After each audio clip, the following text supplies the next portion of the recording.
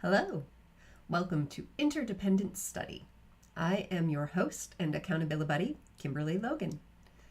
Today we are on Chapter 7 of Presence by Patsy Rodenburg, and we are talking about breath.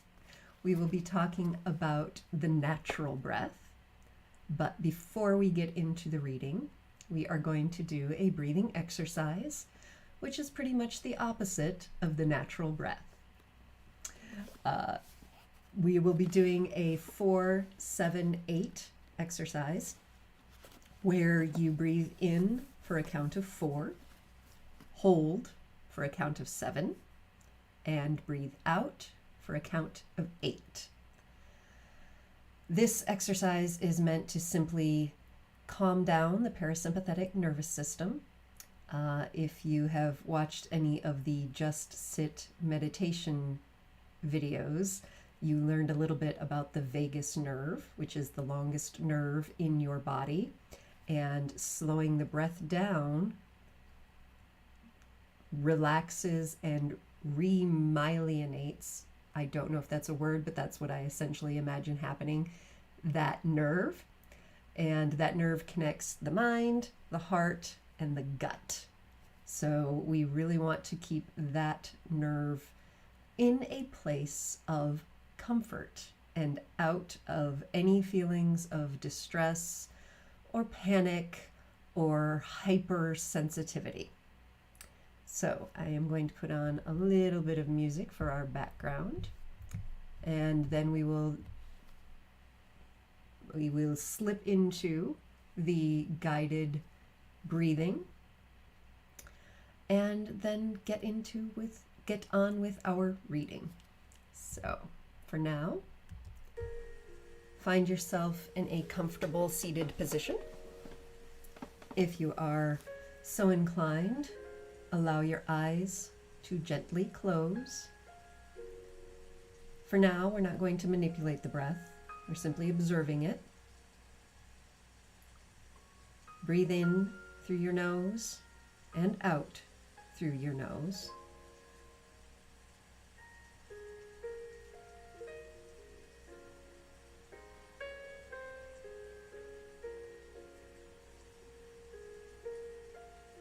And let the next inhale you take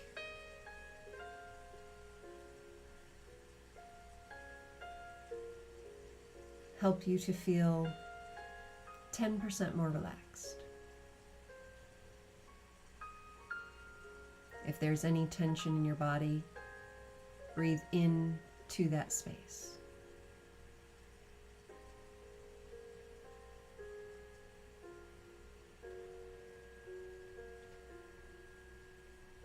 Gently, we are going to collectively breathe in for a count of 4. Hold, I will count the 7, and then exhale on a count of 8. Breathing in, 2, 3, 4.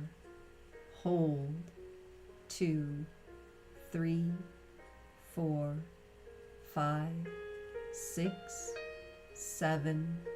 Release, 2, 3, 4, 5, 6, 7, 8.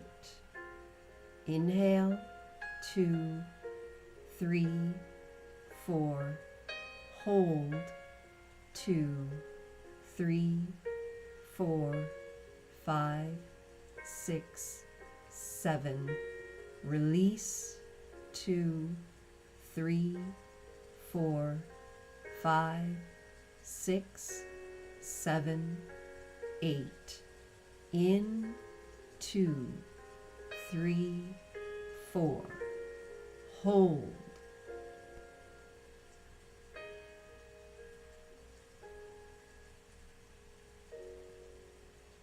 Release.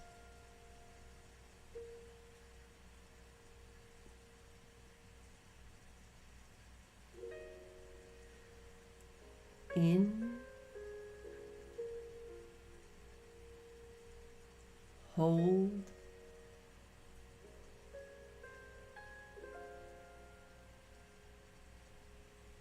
release,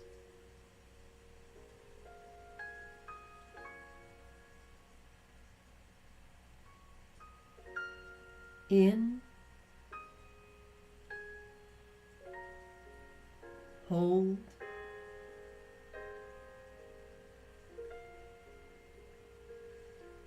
release,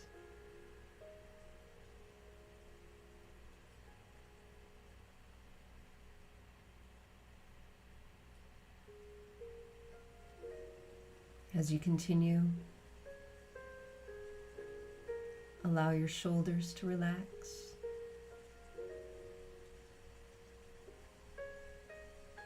Release any tension in your forehead or around your eyes.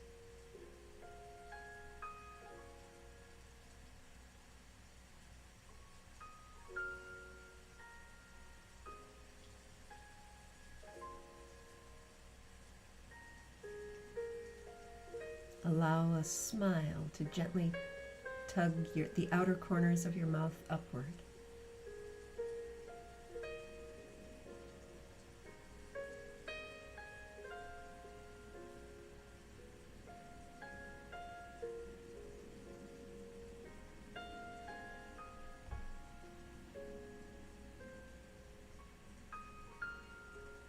At the end of your next exhale, let go of the practice and allow your breath to return to its natural flow. Continue to observe the breath.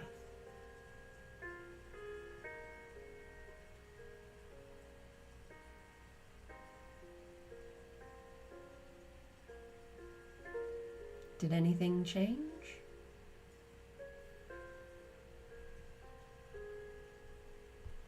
Does your body feel different? Are there new places of tension or relaxation?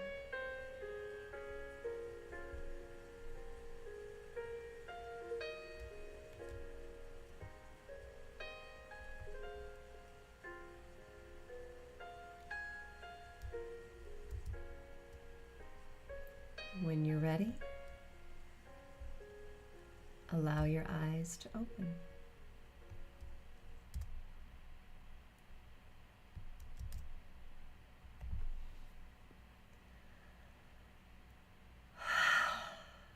Sigh out any extra anything. Give yourself a big hug. And thank yourself for showing up today for the reading and the exercise. Today we will be talking about breath.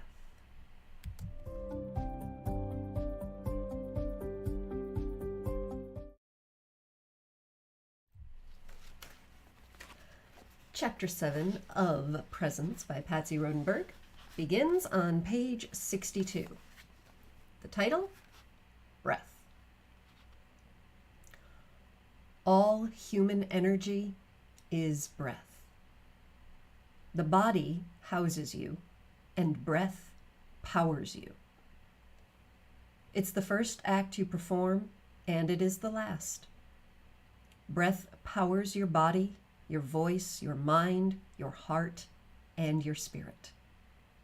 In fact, if you examine words like inspiration and respiration, you notice the presence of spirit embedded in the word.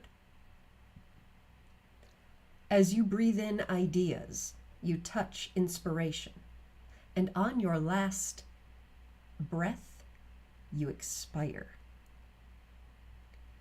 It is the key to all your energy and is completely fundamental to being present. Most take breathing for granted, and most, in Western urban living, have ceased to breathe naturally, fully, or freely. Every inhalation takes in energy from the world and attaches you to it. On exhalation, you send what is inside you out into the world, and in doing so, touch and change the world with your breath. Whatever is good or ill within us, in the connection to ourselves and the world, is clearly reflected in how we breathe.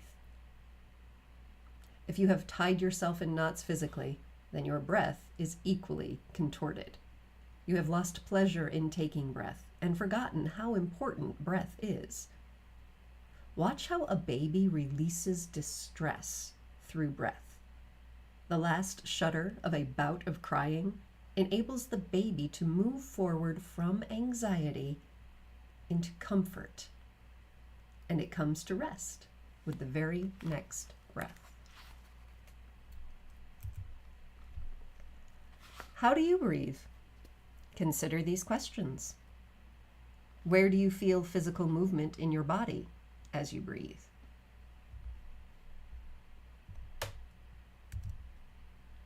Do you regularly hold your breath? Can you hear your breath? How often are you aware of your breath, either in panic or in joy?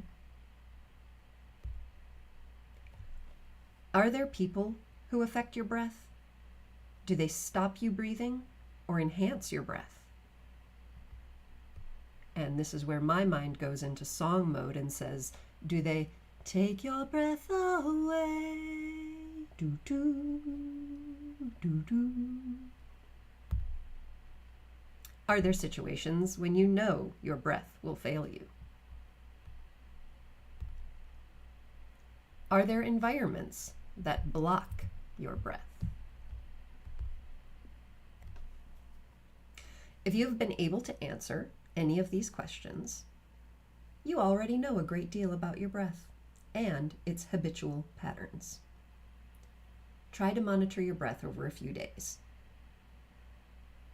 Get clearer knowledge of your breath's strengths and weaknesses, and then return to these questions.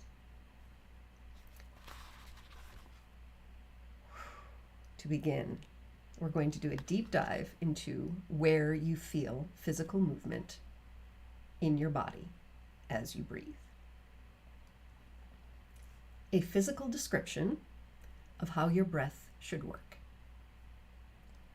As you inhale, there is no lift in the upper chest or shoulders, but you can feel an opening through the sides and back of the rib cage.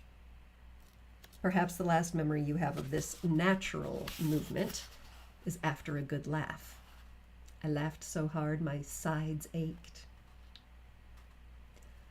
Half a second to a second after the rib cage opens, there is release and movement down through the stomach and abdominal muscles into the groin.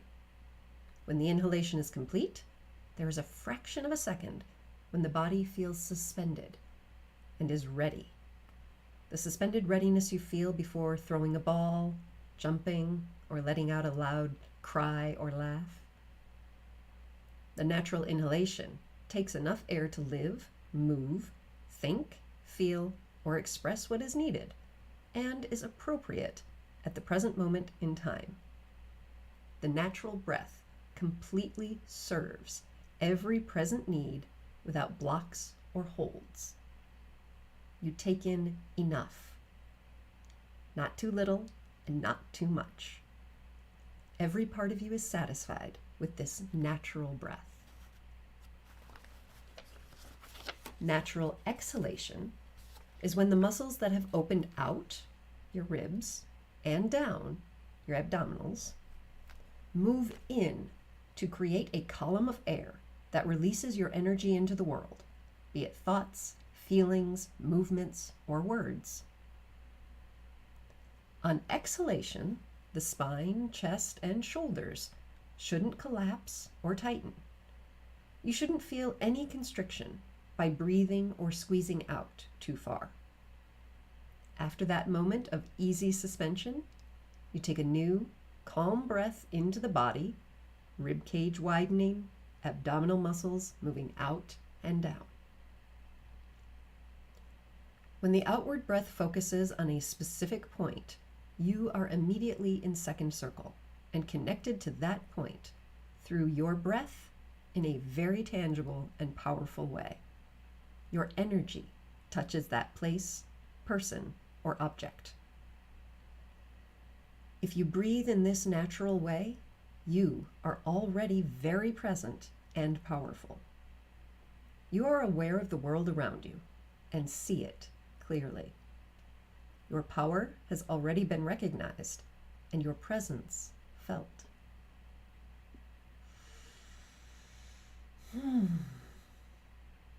Unfortunately, most of us have sadly lost this natural breath and feel different and often blocked physical movements with inspiration and exhalation. The work in this chapter is to rediscover the natural breath that marries to your presence. It can only be positive to breathe naturally and equally. Any unnatural patterns of breath can only produce negative effects in you and the people around you.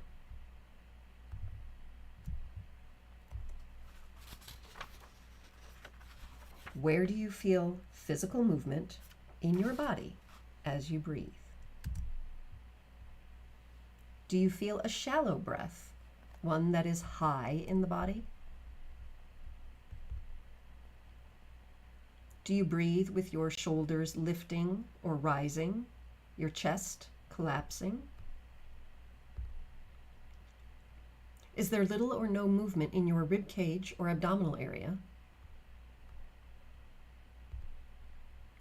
Do you hear sighs as you breathe? Is your breath taking up little space in your body? On the exhale, is there too little to give out? Is your body squeezed in order to exert any energy into the world? Is there little oxygen in you so that even small amounts of stress panic the breath? If you answered yes to 3 or more of these questions, you are a first circle breather. These are all examples of first circle breath.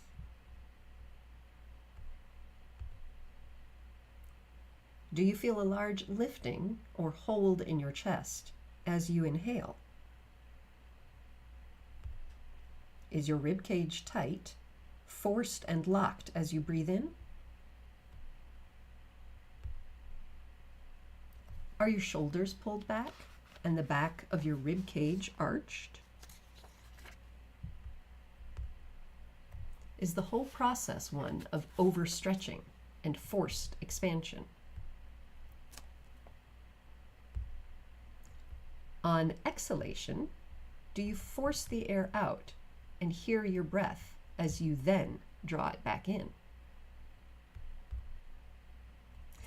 If you answered yes to 2 or more of these questions, you guessed it, that is third circle breath.